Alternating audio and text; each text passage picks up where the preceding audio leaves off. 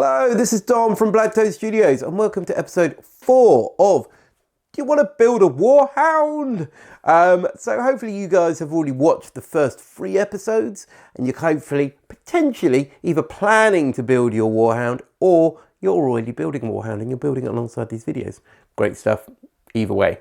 So in this episode, we're going to go through the construction of the upper part of the Chaos Warhound.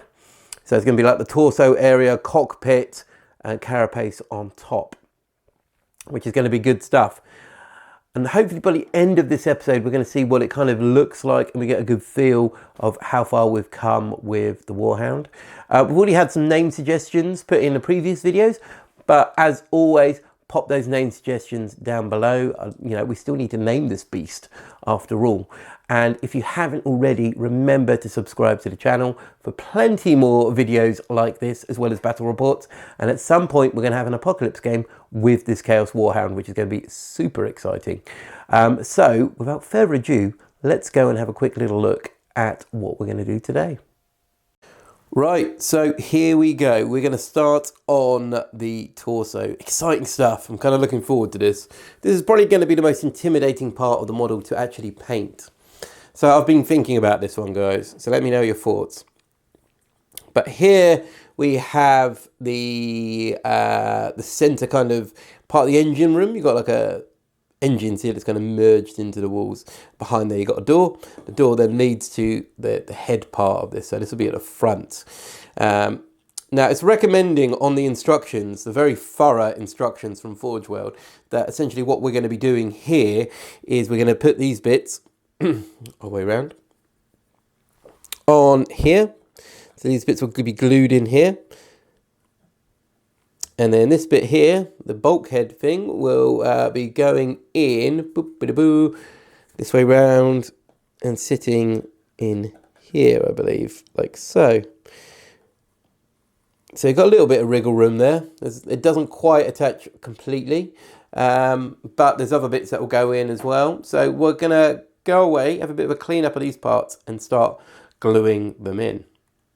Right, so I'm about to do this part here. Before I actually start gluing anything, I thought I'd go through a couple of little bits I'm going to perform here. So in the actual model for the Chaos Warhound, you've got like some sort of tentacle that comes out of here and goes through this bulkhead here. Now, as I'm gluing this before I'm painting it, it's going to be a challenge in itself to get in here and get all these details. My plan is, I'm not going to put the tendril in because I think it looks a bit daft, to be honest. But we are going to put this bulkhead in, all the way around. But as you can see, there's a little bit of a gap there between the sides. And what I'm going to do is I'm just going to run a file just really lightly over these two edges. And that's really just to take the surface off. So the super glue's got somewhere to adhere to. So I'm just going to literally just... So we're not really doing much here. We're just doing that and I'm going to dust it off. And then what we're going to do then is we're going to super glue this part in here. As you know, there's a little bit of a gap. So normally what you could do is you could use a vise. As long as you protect the resin in the vise, you can use that. Or you can get some bands and you can put it in. Or, you know, you can just squeeze it and man up a little bit and just squeeze it in, depending what tools you have at your disposal. So I'm going to go and glue this and hopefully it's going to be absolutely fine. Right, so I've changed my plan somewhat. So originally you've got this bulkhead that goes in here. Okay, so it just clips in there and then in there. And then what happens is you've got this second part here which goes kind of connecting in there. And then essentially you get other bits here which then go on the sides. Now, my problem is I am going to glue this and then paint it. And I'm thinking if I'm putting it here, this is going to be an absolute nightmare to paint. However, if I remove that element altogether, I can actually get a paintbrush in here and do some justice to what's going on inside there. So that's my plan. I think it's going to work. Also, what I've done here is I've also attached on the sponsons. So these are now glued on. Little blobby and zombie servitor are glued in there. and it's slowly taking shape. So the next stage here is going to be attaching this on the back and then sorting these big boy bits out as well and plopping them on. So let's see what I can do with those, shall we? Right, so we've got these parts here. So we've got this lovely zombie guy that's going on. And these bits here I've got to connect on. So if you can see here from the side profile, essentially what happens is that's going to sit in there. Okay, so I've dry fitted this a couple of times. And I think the best way we can go about this is if we're going to skewer down here. Oh, skewer down here with a knife.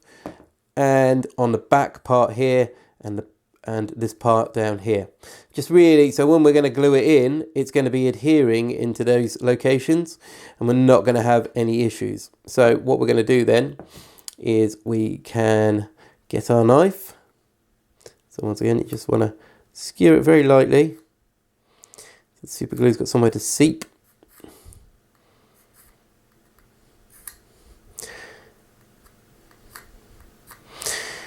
Okay.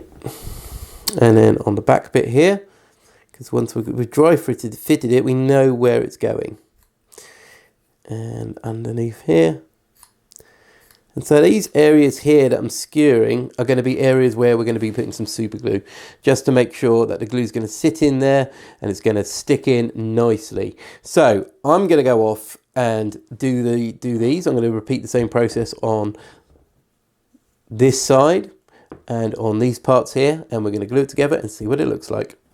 Right, so we've done a bit more on this now. We've added on the side parts here. As you can see, we've added on the back, and these, I believe these are void shield generators on the top.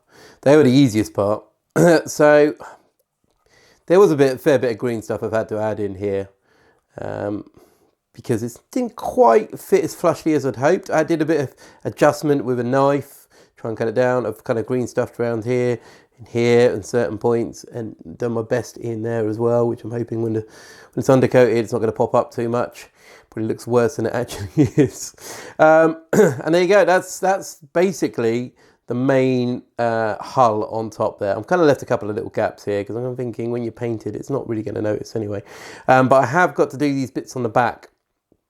So this is where I cut the big blocks of resin off. So if you just put your thumb there, you can see how big these blocks are that it was attached by. But we've got these ventilation blocks, vents that we put on the back here. So we've got those two vents. We've also, on this back part here, got where the pipes are going to be inlaid. So I'm trying to work out which way it goes. I believe it goes like so. You have to do a little bit of research though and suss it out. So I'm going to go off and do those bits. I'm also going to look at the top as well, because there's going to be a big bit that goes along here, big bit of carapace that's going to go on there.